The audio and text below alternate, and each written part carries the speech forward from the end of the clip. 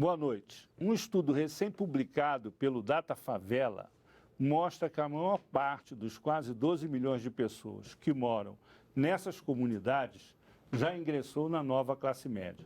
Juntas, elas geram uma renda de aproximadamente 56 bilhões de reais por ano, um valor que é próximo ao do produto interno bruto de alguns países como a Bolívia, por exemplo.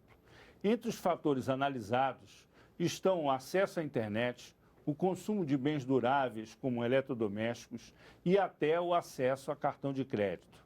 O 3 a 1 de hoje analisa esse novo quadro social e econômico do país para saber se isso pode indicar uma maior distribuição de renda. Para discutir o assunto, nós convidamos Fernando Geiger, pesquisador do Instituto Econômico de Pesquisas Aplicadas, o IPEA, e Ângela Guimarães, vice-presidente do Conselho Nacional de Juventude, além do sociólogo Pedro Demo. Antes de começar o debate, vamos conferir uma reportagem sobre o assunto. Maria da Conceição veio do interior do Piauí para morar na periferia de Brasília. Como muitas pessoas que migraram, restou para ela viver em uma das áreas mais precárias do Distrito Federal. Coleta aqui dentro nós não temos. E o que falta aqui, além da coleta? Falta o asfalto.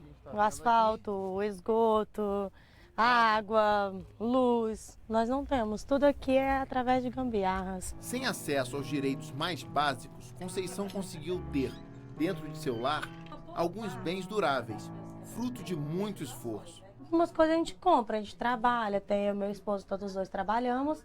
E aí a gente vai conseguindo, comprando a prestação, ou pagando à vista, comprando um pouco mais barato, é assim. E qual é a próxima compra?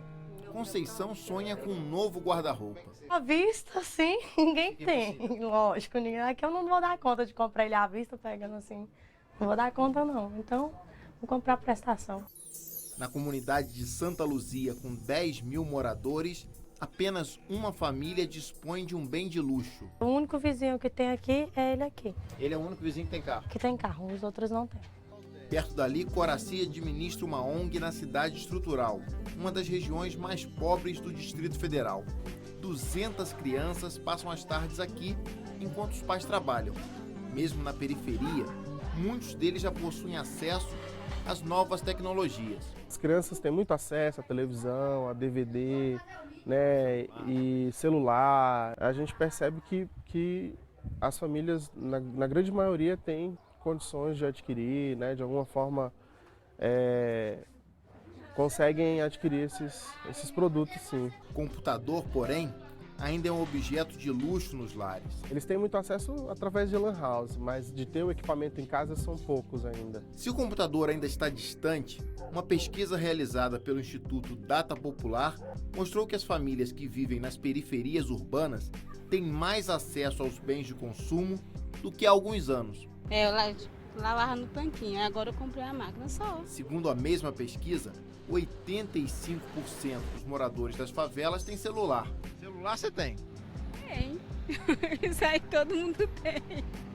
Muitos dos moradores das favelas nas áreas metropolitanas vieram de pequenas cidades no interior do país e não tem dúvidas onde é melhor para se viver. Na verdade, hoje aqui é melhor.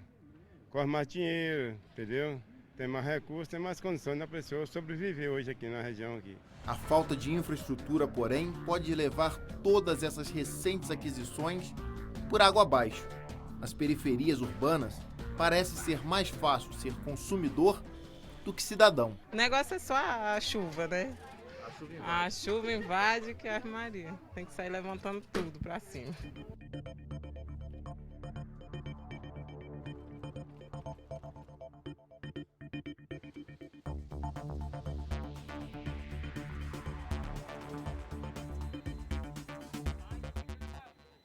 Professor Pedro Demo, agora a moda, assim, o politicamente correto é chamar a favela de comunidade. Na verdade, todo agrupamento humano é uma comunidade, mas passou-se a usar essa expressão. Isso é uma maneira de mascarar o problema? Eu penso que, ao fundo, mascara o problema, sim, porque é preciso estudar aí quais seriam as mudanças que realmente aconteceram. E algumas aconteceram, sim. Eu acho que o país melhorou a sua estrutura econômica, houve alguns mecanismos de maior acesso à renda, ao crédito, houve também incentivo a programas de compra de eletrodomésticos ou similares. Então, isso, evidentemente, ajudou as pessoas a terem mais acesso. Mas se isso mudou substancialmente a condição de vida, essa é outra questão. Então, eu acho que o termo comunidade é mais bonito, não tenho nada contra ele, entendeu? Mas nós podemos estar aí mascarando um pouco as coisas. Professor Fernando, vocês têm estudos lá estatísticos com relação a essa mudança. Quer dizer, é indiscutível que houve uma elevação do padrão de consumo da população que mora nessas localidades, nas periferias, por exemplo, nos morros do Rio de Janeiro, e também, em consequência de um aumento da renda das famílias. Agora, nós temos uma questão que não se resolveu, que é a precariedade da infraestrutura urbana dessas localidades. Como é que essas estatísticas são trabalhadas pelo IPEA? Assim, do ponto de vista de qualidade de vida, o que é mais importante para a qualidade de vida? O padrão de consumo com relação a bens de consumo duráveis ou as condições de infraestrutura, saúde, educação, saneamento básico? Como é que é o peso que se dá a essas coisas na análise da... Na verdade, quando se analisa pobreza, primeiro sempre se relaciona muito pobreza a uma dificuldade em sustentar um orçamento alimentar ou sustentar um orçamento onde os alimentos têm um peso muito importante. Então, normalmente se relaciona a pobreza a uma dificuldade de ter um orçamento equilibrado em termos alimentares. Isso mudou de fato, ou seja, a participação dos alimentos no orçamento caiu muito. Mas, de outra parte, outras coisas começaram a pressionar o orçamento, em especial a habitação e transporte, que está ligada a essa precariedade da infraestrutura urbana, né? Então, isso foi uma das mudanças que a gente assistiu, foi isso. Outra mudança foi um crescimento na parcela que as famílias mais pobres destinam aos bens duráveis. Então, eu acho que a gente tem estudos que mostram isso. Se você teve uma folga orçamentária por queda de preços relativos de alimento e vestuário, de outra parte você teve outras pressões. Em relação aos bens duráveis, eu acho que uma coisa que me chama a atenção é que antes as pessoas não tinham acesso aos bens duráveis e essa população passou a ter. Mas isso não significa que esse mercado se desconcentrou. Se você for ver os dados de 1998, 2003 e 2009, onde você pode fazer esse tipo de estudo, a participação no bolo dos mercados ficaram muito constantes, ou seja, os ricos participam com a maior fatia e os pobres com a menor fatia. O que aconteceu é que antes eles não tinham televisão ou não tinham celular e agora tem. Só que a distância entre o celular que eles têm e o que os ricos têm continua a mesma. Antes era uma distância entre não ter e ter algum, e hoje a distância entre ter um bem de baixa qualidade e ter um de elevada qualidade. De qualquer maneira, é melhor ter do que não ter. Sem né? dúvida, é que nem a escola pública, que as pessoas dizem, a escola pública da minha época era ótima. Ótima para você, os 30% que estavam na escola. Mas a escola não era de qualidade, porque 70% estavam alijados da escola. Você não então é a tinha mesma coisa atualmente. A universalização assim. do acesso à escola pública. Né? Pelo contrário, eram disputadíssimas, né? As escolas a mesma públicas. Coisa do endividamento. As famílias brasileiras estão muito endividadas. Lógico, porque agora elas têm crédito. Antes o endividamento era menor, porque você tinha muito menos acesso ao crédito. Então a gente, de vez em quando, tem que relativizar essa esses questão da processos de escola ganho. é interessante, que se inverteu, porque antigamente, assim, a escola privada, principalmente no segundo grau, era a população de menor renda, cujos filhos, às vezes, não conseguiam passar nos exames de admissão da rede pública, né? Agora, inverteu, né? Os pobres vão para a rede pública e os filhos da classe média alta fazem o segundo grau na rede privada. Ângela, onde é que entra o jovem nessa história aí do consumo? Porque a gente vive uma realidade em que nós temos um contingente de jovens hoje no Brasil de 50 milhões de jovens, segundo o último estudo do IPEA, né? E, embora as famílias tenham melhorado o padrão de consumo, o padrão de vida, a maioria desses jovens tem dificuldades com relação à formação profissional, acesso ao mercado de trabalho e, em decorrência, também ao consumo, né? Eles têm um consumo diferenciado do jovem de classe média. Você que é do Conselho, o que tem aí de políticas públicas com relação a isso?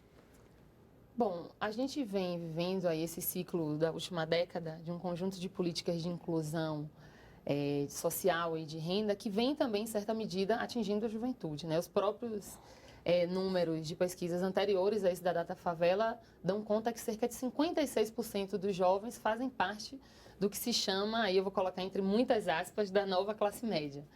Entendeu? Então, esse movimento ele também vem atingindo a juventude pelas políticas macro, as políticas gerais, e também por políticas, um ciclo de políticas específicas que já vem atingindo esse jovem. É o caso, por exemplo, do acesso à universidade, que se a gente está aqui falando da universalização do ensino médio, que é um dado ainda muito recente da história do Brasil, imagina a gente falar aqui no ensino superior. A gente iniciou a década com cerca de 5% de jovens em idade de estar no ensino superior nos bancos acadêmicos e hoje nós estamos em cerca de 13,5%.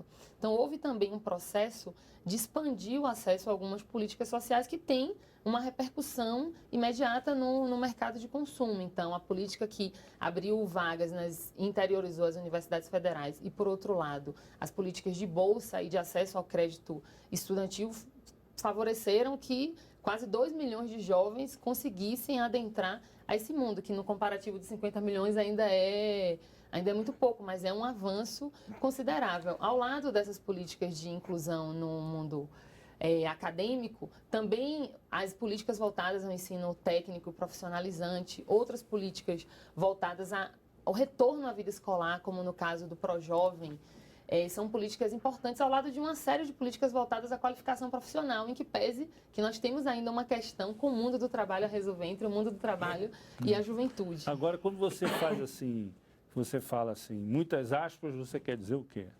Não, eu quero dizer que há um debate na sociedade em relação a esse conceito, né? Porque quando você fala dos estratos médios considerados como a nova classe média, você está ali considerando uma faixa de renda entre R$ 290 e R$ 1.100. Então, há muitos questionamentos sobre se isso, de fato, é necessariamente pertencer a uma classe média com todos os pressupostos que isso coloca, né? Então, quem vive disso é um assalariado, né? Quem ganha ali uma média de 1 a 3 salários mínimos, de fato, é um assalariado que vive com essas dificuldades, que pelo fato de ter acessado ao mercado formal, digamos assim, não resolveu todos os seus problemas, porque as questões infraestruturais não foram resolvidas. Então, você já morava na favela antes, na comunidade, na periferia antes, você não saiu dali, você melhorou as condições em viver ali naquela mesma comunidade. Mas aquela comunidade continua padecendo de todas as questões... Melhorou a vida da porta da casa para dentro. Para dentro, exatamente, é esse grande debate. E isso tem gerado também inúmeras discussões de como a gente precisa, nesse novo ciclo histórico do Brasil, atacar esses problemas infraestruturais. Eu vou fazer aqui uma provocação aqui com o professor Pedro Demo, que formou-se na Alemanha, né? Então conhece bem o tipo ideal, o conceito, a maneira de trabalhar com o conceito dos weberianos, né? Vamos dizer assim, esse conceito de classe média que está sendo adotado para caracterizar a mudança social que houve no Brasil, ele é um tipo ideal, quer dizer, se estabeleceu que uma renda determinada caracteriza a classe média, independentemente de outras variáveis. Do ponto de vista desse tipo de estudo estatístico, é válido. Agora, do ponto de vista sociológico, para caracterizar o modo de vida da classe média, ele é válido? Bem, eu diria que não é bem um tipo ideal, é um tipo idealista, e acho que está muito exagerado. Depende sempre da linha divisória que a gente traça. Então, o governo tem aproveitado um pouco a chance de passar uma linha divisória mais baixa, então cabe mais gente. Mas eu acho que, tradicionalmente, o que é classe média teria que ter alguns outros critérios a mais, também de outros tipos de consumo, mais próprios de uma classe média também cultural, de qualidade de vida e assim por diante. Mas eu queria dizer também que isso não desmerece a discussão em torno de que o país melhorou objetivamente. Quer dizer, tem muito mais gente que ganha um pouco mais, que tem um orçamento mais folgado. Então, entra aí, evidentemente, um consumo. Agora, depende muito de como a gente faz a divisão. É a mesma coisa de perguntar quem é pobre. É quem ganha $1 por dia? É essa a definição válida? $1, ou é 2, ou é 3, ou é 4? A gente vai subindo, né? Então, vai ficando bem mais complicado. Então, acho que aí há, evidentemente, para mim, do meu ponto de vista, o abuso do conceito de classe média. Então vamos aqui aos responsáveis pelo conceito, né? Porque o IPEA é que está trabalhando. Na verdade, o conceito não é de classe média, de nova classe média, que seria essa camada ascendente da população que, de fato, vem melhorando de vida. Explica para nós aí essa... Na verdade, eu não sou autor de trabalhos nessa área. Eu acho, inclusive, temerário se fazer isso. Concordo plenamente com o professor Demo e com a Ângela de que a situação social melhorou muito, a situação de renda. Mas se você for ver outras características importantes para definir uma classe média, por exemplo, a inserção no trabalho. Essas pessoas que melhoraram de renda estão com a mesma inserção ao mercado de trabalho. Formal, mas em postos de trabalho de baixa produtividade. A renda que mais subiu foi a renda do emprego doméstico, que é um emprego terminal. Depois você não tem ascensão no emprego doméstico, é dali para ali. Então isso é uma coisa, não houve grandes alterações na estrutura do mercado de trabalho, a despeito de uma grande conquista da formalidade. O que eu acho é que essa melhoria da renda, essa aproximação, essa diminuição da desigualdade, teve reflexo no acesso ao mercado de consumo de bens duráveis. As pessoas estão ascendendo. Mas essa desconcentração na renda e a desconcentração no consumo não foi de uma envergadura tão grande. E a grande notícia no consumo é o crédito. Eu acho que a possibilidade das pessoas ascenderem esses mercados está muito ligada ao crédito. De fato, a gente universalizou o uso, o acesso a 2 bens duráveis que são os clássicos do mercado de consumo de massas, que é a televisão e a geladeira. Antes a gente não tinha isso. Mas há muito mais a se universalizar e há muito mais a melhorar na provisão pública. Então, acho que o conceito é para que a gente consiga abarcar essa melhoria. Mas ele é muito temerário, porque no mundo do trabalho as mudanças, ainda que a formalização tenha crescido, não foram de envergadura. E mesmo a distribuição da renda e a distribuição dos gastos em consumo não desconcentraram tanto quanto nós necessitamos, dada a desigualdade que nós tínhamos previamente. Então, acho que é um pouco, às vezes, laudatório o conceito e é perigoso que a gente continue com ele. A despeito de colegas no SPEA terem feito trabalhos, inclusive o próprio presidente nessa linha. Mas eu acho que é uma forma de chamar a atenção para os ganhos que a gente teve nesses 10 anos em termos de desigualdade e acesso ao mercado de consumo de massa. Mas ainda há muito a avançar para que a gente tenha, de fato, uma classe média no conceito mais correto do termo. Como é que é essa relação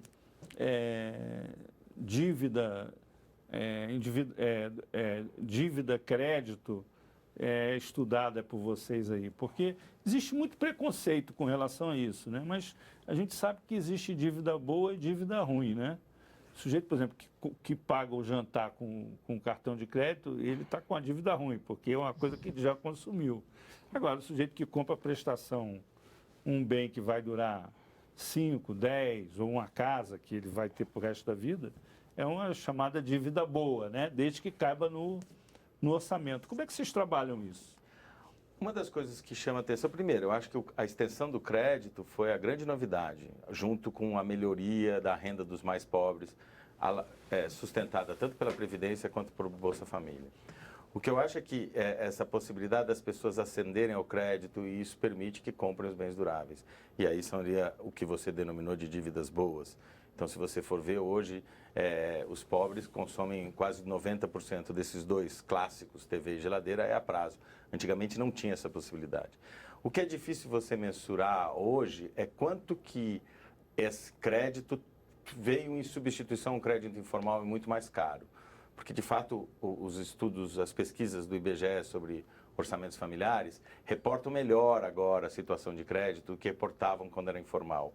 Então, você tinha déficits orçamentários elevados que possivelmente eram cobertos pelo crédito informal na bodega da esquina, no bar da esquina ou intrafamiliar.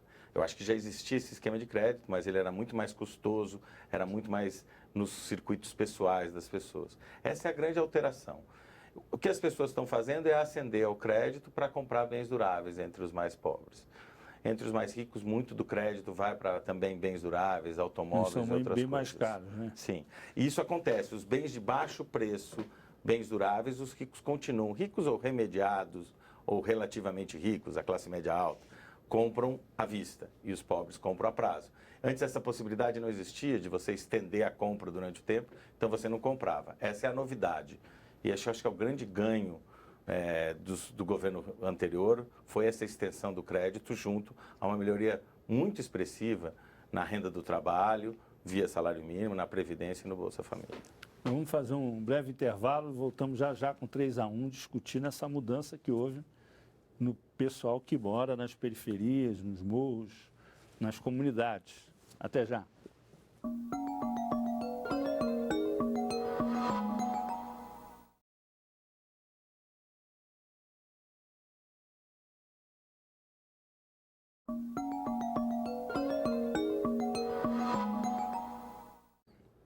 Estamos de volta com 3-1, que hoje debate o aumento da renda nas favelas brasileiras. Estão conosco aqui no estúdio Fernando Geiger, pesquisador do Instituto Econômico de Pesquisas Aplicadas, IPEA, Ângela Guimarães, vice-presidente do Conselho Nacional da Juventude, e Pedro Demos, sociólogo.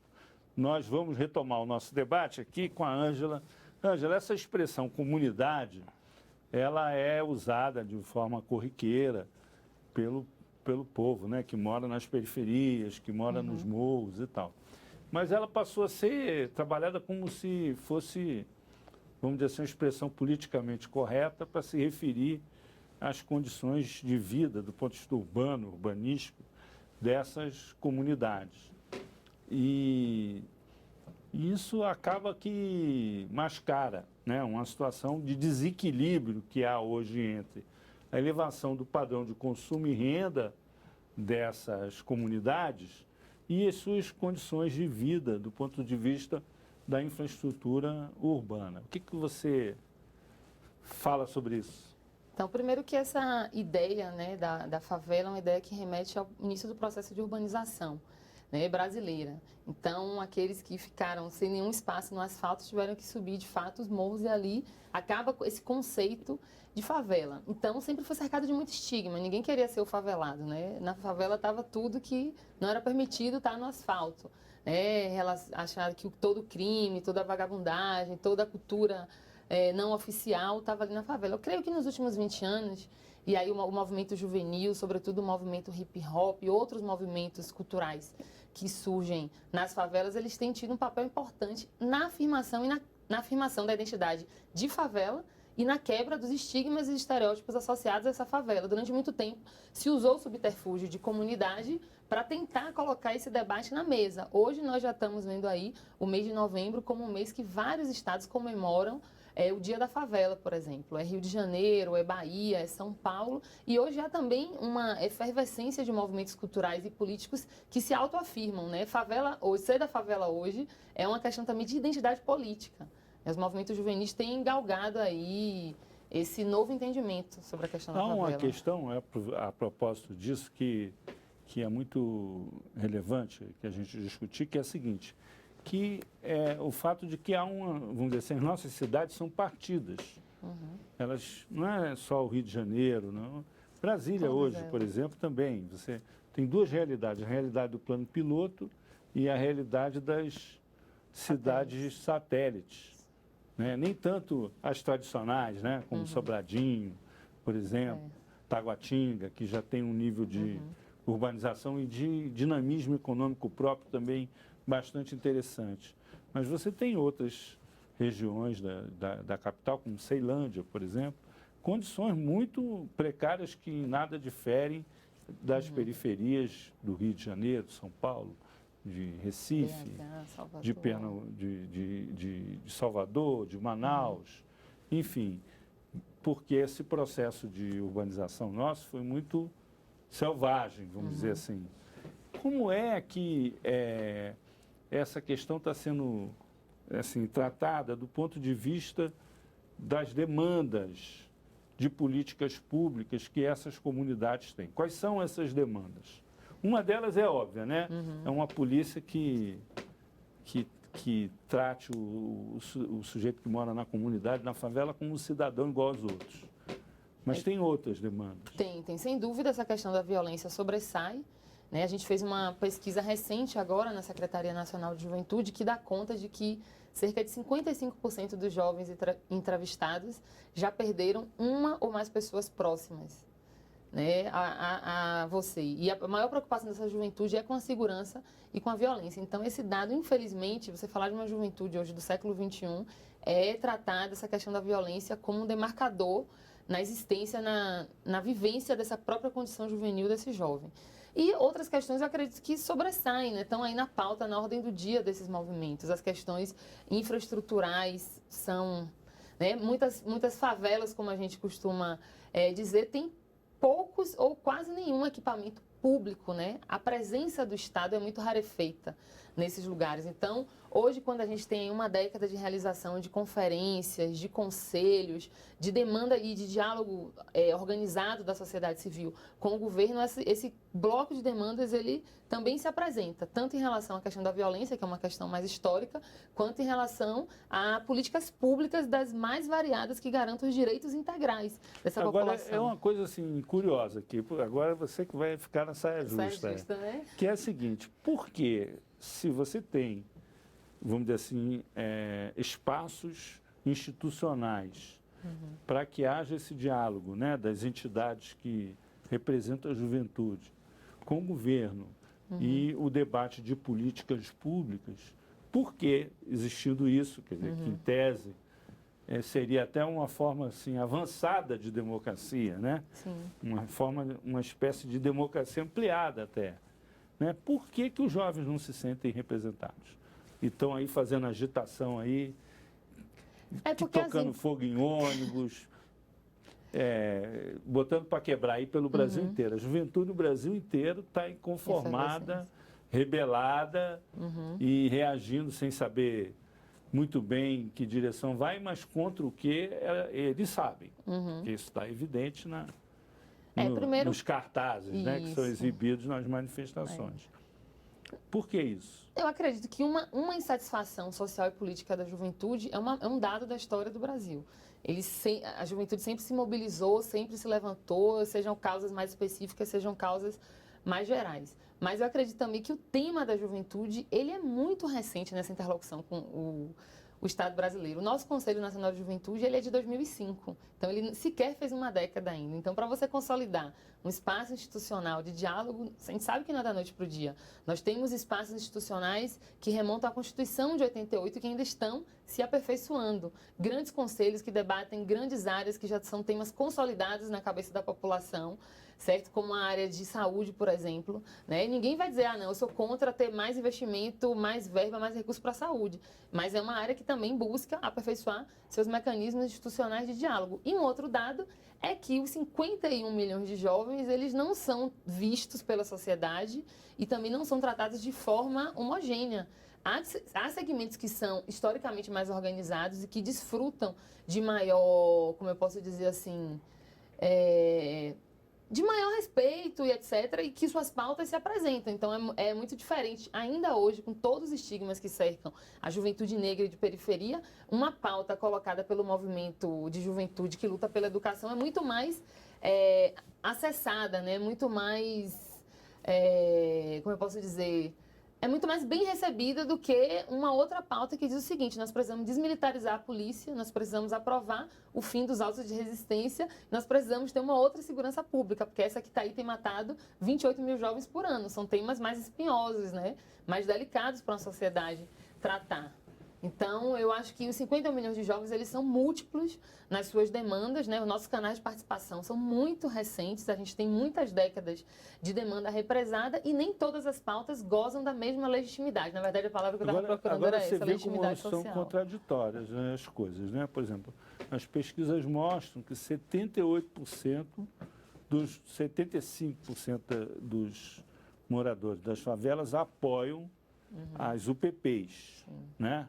As unidades de pacificação, que foram adotadas lá no Rio de Janeiro, que é uma experiência considerada bem-sucedida de combate à criminalidade, de garantia de segurança dos moradores das favelas e tal. E, ao mesmo tempo, nós temos esse escandaloso caso do pedreiro Amarildo, assassinado nas dependências de um OPP da maior favela do Rio de Janeiro, que é a Rocinha.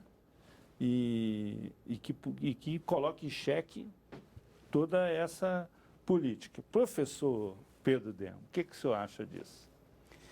Bem, eu penso que a história da UPP é uma história interessante, né, de modo geral bem sucedida. Agora, não sanou a própria polícia, né, porque a polícia militar do Rio, talvez no Brasil como um todo, mas no Rio em especial, sempre teve metida em escândalos para lá de notórios. Então, precisa haver também, eu acho que estão pensando nisso seriamente, né, uma depuração dessa polícia. Eu acho que o modo de entrada nessa polícia, talvez exigir nível superior para ser policial militar, tem um impacto enorme os baixos salários, porque são pessoas que saem arriscando sua vida todo dia, às vezes tem que morar lá no fundo do Rio de Janeiro porque não tem como pagar algo melhor. Então, é muito difícil montar uma UPP que tenha a confiança necessária da população em termos de integridade policial. Isso nós precisamos resolver. Mas, mesmo assim, eu acho que foi um grande avanço, porque a comunidade se sente mais protegida e é um pouco uma ponta, que eu imagino, esperaria que fosse isso, para que cheguem políticas públicas mais concretas e mais justas. Nós temos no Brasil uma tradição muito grande de oferecer ao pobre coisa pobre. Por exemplo, os postos de saúde têm uma tendência enorme a ser coisinha pobre para o pobre. Quem pode não vai lá. Mesmo a escola pública tem uma tendência a ser coisinha pobre para o pobre. O próprio professor que dá aula lá, se puder, não coloca o filho numa escola pública, ele vai para uma escola particular. Segurança pública tem uma enorme tendência a ser coisa pobre para o pobre. Então, o que a gente espera numa reorganização dessa chamada UPP? Que lá vai uma boa política pública, que tem o mesmo tratamento, a mesma cidadania, uma boa escola, uma boa segurança pública, um bom acesso à saúde e assim por diante. Aí poderia sinalizar uma outra condição. Vamos ouvir aqui o Fernando, aqui, que já está... Eu acho que também tem uma cultura da tortura na polícia que é terrível. E não é uma qualidade brasileira, né? As polícias do mundo, às vezes, usam desse instrumento e ela é meio aceita. Eu acho que isso é um problema muito sério que a gente também não bate. Essa cultura da tortura leva a isso, né? Que, de vez em quando, uma iniciativa que é valorosa, como das UPPs, caia em descrédito quando você começa a se lançar a mão a maioria da população. Mas a população, às vezes... o cara tem mesmo que ir para o presídio lá, ser estuprado. Essa própria cultura pode estar vindo a contrária esse 75%. Quando isso começa a se avolumar, você pode perceber que o seu filho está correndo risco por ser negro, ser preso, torturado, porque um dia falou com um traficante ou qualquer outro, e para tirar a informação dele sobre tortura. Então, isso também, a população mesmo tem um pouco de responsabilidade, nós em geral. Nós achamos que existe uma cultura de, para retirar informação, há que se torturar o meliante ou o informante ou qualquer coisa. Isso me preocupa por demais. Sobre os jovens, tem uma coisa que eu acho que me chamou a atenção, eu acho que também tem uma coisa de que as pessoas melhoraram seus níveis de escolaridade, em especial os jovens, chegaram ao ensino médio, estão aproveitando essa expansão do ensino superior, mas quando vão e terminam o ensino médio, o ensino profissionalizante e o ensino superior, eles não veem aqueles ganhos salariais que esperavam. Então, isso é uma frustração muito grande. Isso está um pouco ligado à qualidade desse ensino, está um pouco ligado a descompassos entre demanda e oferta no mercado de trabalho, quem nós formamos, para que nós formamos. Então, tem muitos jovens que saem da universidade e, quando chegam no mercado de trabalho, vem o mesmo salário do ensino médio sendo ofertado a eles. Isso dá um desestímulo muito grande. Então, isso é uma coisa a se pensar, né? Quanto dessa manifestação não está ligada a esse descompasso entre... Há vamos dizer assim, um desbalanceamento entre oferta de empregos e oferta de mão de obra qualificada, porque a gente tem falta de mão de obra em áreas determinadas e sobra mão de obra em outras áreas. Em geral, porque a política de educação ela está muito hegemonizada no setor privado vamos dizer assim, pela rentabilidade dos cursos. Então, os cursos que demandam mais infraestrutura, os cursos técnicos que exigem laboratórios, né, na área de saúde, perfeito, na área de engenharia, eles, em geral, são cursos que têm uma oferta menor de vagas, são muito mais caros. E a gente lança no mercado aí, por exemplo, hoje, quem quer ser professor? como Cada vez menos gente. objetivo de professor. Não, mas não professor Não como primário do segundo grau. Médio. O que eu acho é que esse jovem, sabe? quando recolhe o diploma, muitos deles tinham uma expectativa de que ele não se concretize. Eu acho que tem uma parte das manifestações que é isso. Porque entendeu?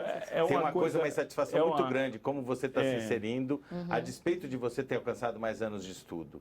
Então, as razões disso são... Eu acho que a qualidade do ensino é extremamente baixa. Para você ter uma ideia, o Todos pela Educação soltou uma tabela aí que alunos que terminam o segundo grau, só 10% sabem matemática. Pois é. Então nós vamos fazer um intervalo. No terceiro e último bloco nós vamos tratar desse assunto.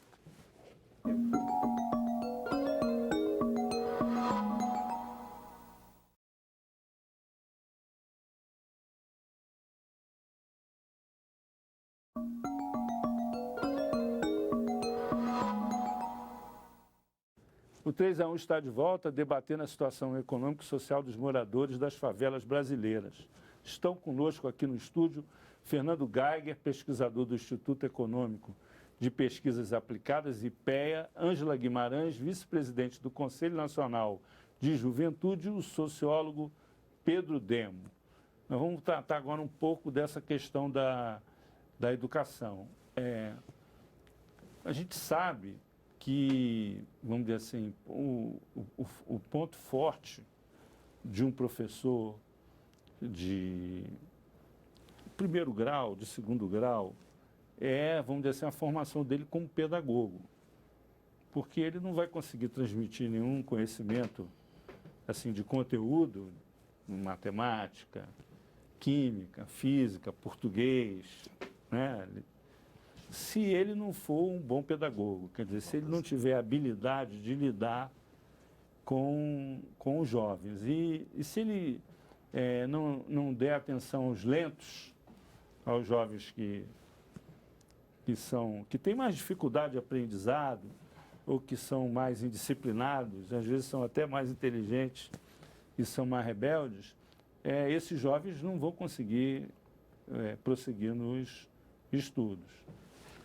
Com a universalização do ensino de primeiro grau e também, de certa maneira, do segundo grau, essa coisa de, por exemplo, da promoção automática, a criança passa de ano de qualquer jeito, vai caindo para cima. Tal, aí no final da fila a gente chega nessa situação em que a gente tem professores desmotivados e despreparados para lidar com alunos mais complicados, né? E alunos que não têm apoio familiar, porque os pais são analfabetos ou semi-analfabetos, com famílias desajustadas, com dificuldades na escola, que não merecem a atenção devida dos responsáveis pela escola e que não conseguem aprender. Então, essa coisa virou um círculo vicioso na educação no Brasil. Professor Demo, até que ponto isso chegou no limite? Chegou num ponto em que não dá mais, que tem que se dar um enfrentamento adequado a isso? O conhecimento que nós temos hoje do sistema de ensino brasileiro indica, assim, que é uma proposta esgotada. Daí para frente, eu acho que não vai mais. Também é preciso refazer a questão do professor, porque, embora só pagar mais não resolva o problema, todo mundo sabe, o professor brasileiro ganha um piso salarial infame. Nós temos um déficit de 20 anos de professor de ciência e matemática, não é à toa. Então, isso explica um pouco por que, chegando ao fim do segundo grau, só 10% sabe matemática, porque os países que resolveram essa questão, e eu acho que a exemplo deles é uma questão, não é um enigma, é solucionável isso. Existe sim uma luz no fim do túnel, mas tem que sair desse sistema de ensino, que precisa de um bom professor, capaz de resolver os problemas de cada aluno, que aliás está no IDEB, cuidar de aluno por aluno, e não simplesmente jogar uma aula para a massa, não é? E inventar um professor adequado, que nós até hoje não fizemos. Nós temos uma péssima formação do professor. Então, no fundo é assim, né? O curso dele de pedagogia é dos piores da universidade. E a profissão de professor é uma das piores da sociedade. Quer dizer, é um suicídio isso. Não tem como resolver se a gente não resolver a questão do professor. Existe um dado, por exemplo, do Instituto Paulo Montenegro, eles fazem a categoria lá dos alfabetizados, e são 4 níveis, e o plenamente alfabetizado dá 26% da população de 15 anos até 64, mais ou menos isso aí. Então, plenamente alfabetizado no Brasil são 1/4 das pessoas. E nas pessoas que ganham acima de 5 salários mínimos, dá 50%, quer dizer, para chegar a 50% de plenamente alfabetizado, precisa ter um enorme salário, pelo menos na proporção brasileira. Então, nós não estamos sabendo resolver isso. E o Plano Nacional de Educação passa longe disso. A própria ideia de alfabetizar em 3 anos, que o MEC defende rigorosamente, eu acho que não precisaria ser assim. Porque a criança que precisa de 3 anos não existe. Existe uma escola que não dá conta. E o próprio Todos Educação mostra que depois de 3 anos, só 40% sabe matemática. Então fica parado 3 anos e não resolve a questão, porque nós temos o problema mais grave nos professores. O país que não tem professor adequado não resolve o seu problema de educação. Ângela. Sem dúvida, educação é a questão, digamos assim, número 1, sobressai. Está todo mundo preocupado com isso. E nós, no Conselho, temos muito debatido a questão do ensino médio, porque nos preocupa que essa fase de ensino, que pega ali justamente a primeira fase da juventude, ali dos 15 aos 17, aos 19 anos, a gente tem uma evasão de quase 50%. Então, além de uma questão histórica, estrutural, na formação dos professores, na concepção da educação como um todo, na infraestrutura da escola, a gente quer trazer uma coisa para a roda, que é considerar esse jovem como sujeito.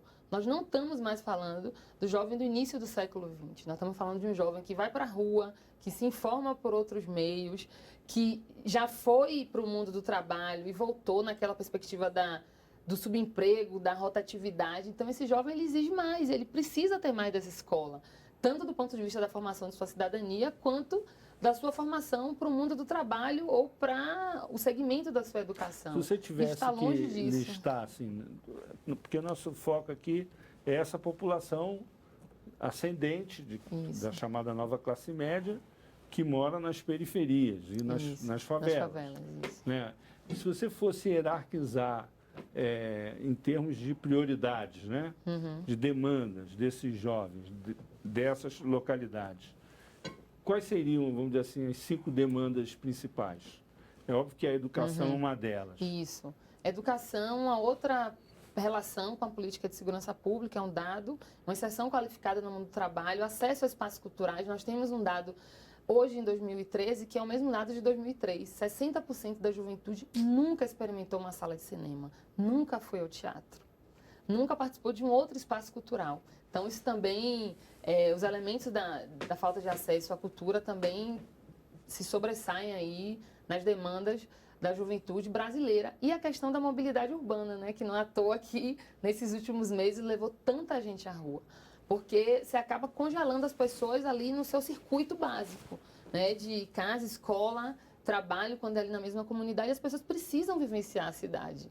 Elas precisam viver a favela, viver o morro, mas viver o asfalto, viver a praia, viver o teatro nacional, o teatro municipal que tem no centro da cidade, viver as melhores, inclusive, oportunidades de cultura que ainda estão muito concentradas ou no centro ou nas zonas nobres das cidades. Então, acredito que a educação, outra política de segurança pública, melhor condição de inserção no mundo do trabalho, cultura e mobilidade são questões aí que fazem parte desse pacote básico, né, de dar condições dignas, dar qualidade a essa vivência juvenil. Fernando, estatisticamente falando aí. Não vou falar de estatística, eu gostei de um exemplo que você deu sobre as cidades satélites. Na verdade, agora essas satélites estão muito bem, porque já empurraram os pobres para o entorno mesmo. Né? O que acontece é que você vai empurrando, conforme você vai criando infraestrutura, equipamentos culturais, melhores equipamentos educacionais, equipamentos de saúde, agora a classe média, não essa nova, pode ocupar esse espaço. Tem esse processo de expulsão sistemática dos pobres a partir do momento que o espaço se valoriza, né? Eu, inclusive, tenho uma ideia, escrevi uma vez, mas eu acho que não escrevi, eu falei, do IPTU negativo. Existe um imposto de renda negativo, eu tenho a ideia do IPTU negativo. Se a pessoa mora muito mal, o poder público dá um dinheiro para ela, né? Aquela não tem calçamento, não tem energia, não tem água, o IPTU podia ser negativo, né? O Haddad agora fez uma revaloração do IPTU, quando eu vi aquilo que tinha uma crítica, porque estava o IPTU subindo mais, e a defesa dele foi que o IPTU nas periferias subiu menos, podia fazer um IPTU negativo, porque esse é o processo. Ou seja, essa pessoa que está reclamando da mobilidade urbana, é porque ela foi esparramada, ela foi para tão longe, que para ela curtir qualquer coisa ela tem que pegar um ônibus que no final de semana...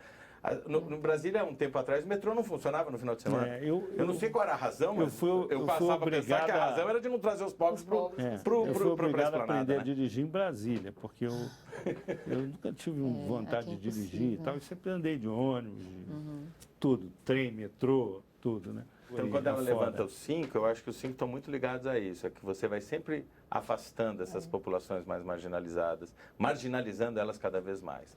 Na mobilidade, na cultura, na educação. No trabalho. No trabalho. Você conhece bem o Rio de Janeiro? Mas relativamente bem. O que você acha que vai acontecer ali com o pavãozinho ali depois? Não, o que você está acontecendo é que na hora que você começa a ter unidades pacificadoras, você agora, no Vidigal, tem uma especulação imobiliária, pelo que dizem no Rio de Janeiro, assustadora. Porque a favela está pacificada, você tem alguma infraestrutura. E ali tem gente comprando terrenos para construir pousadas, isso. Então, em breve, a UPP pode começar a expulsar os seus próprios moradores. Nós vamos ficar ali com ar assim, de cidade italiana do Mediterrâneo, coisa assim. Espero que não, né? Pode até ter, desde que sejam com os mesmos, né? O triste é se for com outros.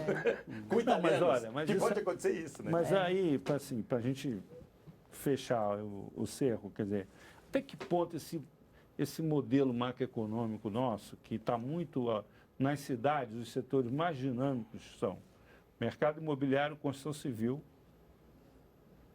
e a automóvel, a circulação, a venda de automóveis, a circulação dos automóveis, são setores muito dinâmicos na vida da cidade, que se retroalimentam e que cada vez mais impactam a vida nas cidades. Até que ponto a gente pode sair dessa sinuca aí? Porque toda a nossa economia está um pouco contingenciada por esse modelo. Então, para você mudar o modo, por exemplo, o padrão de transporte urbano ideal é o transporte individual. Todo mundo quer ter um carro, se não tem carro, quer ter uma moto.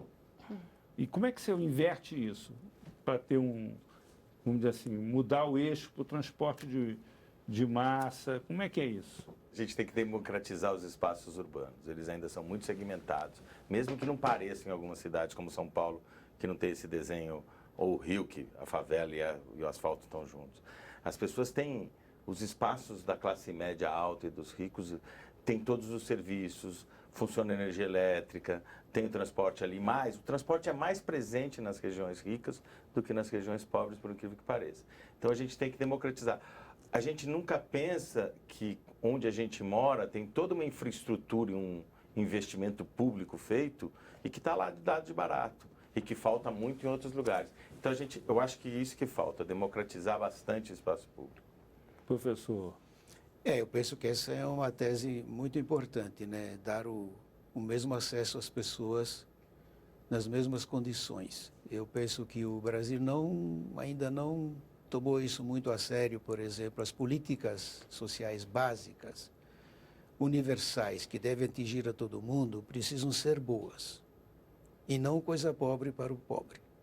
Porque isso então ajuda dentro desse modelo macroeconômico perverso, vamos dizer assim, que vai expulsando as pessoas. Se você não tem boa oferta, se o PP não tem uma boa oferta de políticas sociais, também vai se perdendo, vai se esvaziando e pode acontecer exatamente um tiro pela culatra, né? Porque vai encarecendo o espaço, as pessoas vão comprando então os imóveis, e que também acontecia sempre na favela. Quem estudou a favela mais antigamente, uma vez fiz esses estudos em 1970 e tanto, né? A gente já via na favela, os donos da favela. As pessoas têm geralmente o seu cubículo, mas tinha gente com 10 cubículos, com 20 cubículos, já se formava uma economia em torno dessa apropriação dos cubículos, né? E, para citar essa pesquisa que fizemos uma vez, né, a gente perguntou lá, e se sobrar dinheiro para comprar alguma coisa, você compraria o quê? Sabe o que saiu? Televisão. Na favela. E as pessoas davam uma razão que eu achava muito racional. Porque eu, com televisão aqui, tenho meu filho aqui. Se não tiver televisão, ele está na rua e eu não sei o que vai ser dele. Então, eu acho que nós temos ainda um grande compromisso. Hoje é a internet, né? Hoje é a internet. De melhorar as políticas sociais básicas. Quer dizer, o acesso à saúde tem que ser bom. O acesso à escola básica, pública, tem que ser bom. E a escola tem que ser boa, a segurança pública tem que ser boa, a assistência tem que ser boa. E não como é hoje, que é um peso e duas medidas. Quer dizer, nós temos um tipo de acesso, a classe média, essa classe média que está aqui, não é? Temos um tipo de acesso. Mas aquela classe média que está se chamando de classe média tem um acesso completamente diferente, não democrático. Por isso, eu acho que essa é uma ideia super importante. Eu acredito, assim, muito na linha dos dois que me antecederam, que de fato é isso, que o Estado precisa ser o regulador da construção dessa outra lógica. Então, a experiência da cidade de São Paulo com essa diferenciação na cobrança dos IPTUs, quem mora no lugar mais carente de infraestrutura vai pagar menos, e quem mora no lugar mais estruturado, de fato, vai pagar mais, porque recebe mais, porque está melhor inserido econômico e socialmente, dá uma esperança, né, de que esse imposto recolhido seja revertido para estruturar justamente essas áreas que estão aí há séculos penando um olhar igualitário, né, uma atenção do Estado. Então, essa questão para a gente é essencial. Mas, em falando da juventude... Mas para isso aí, eles vão ter que fazer uma faxina boa ali, né? Tem uma luta grande aí pela frente.